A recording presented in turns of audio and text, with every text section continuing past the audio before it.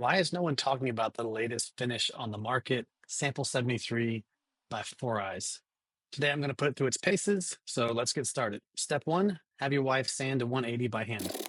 I don't know why that's the thing, but I'm game. Step 2, shake part A.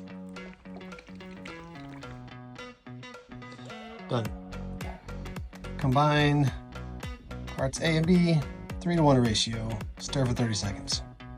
Cool.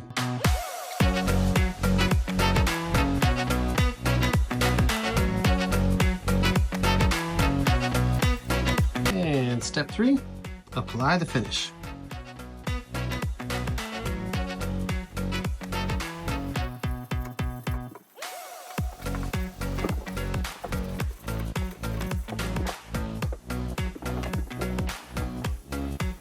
Looks like it's been 15 minutes, so time to wipe them down. Step 4, we're not going to put a second coat, we're going to go with one coat, so it's been about 24 hours, and there they are. So now we just got to get them assembled, we can get them out the door.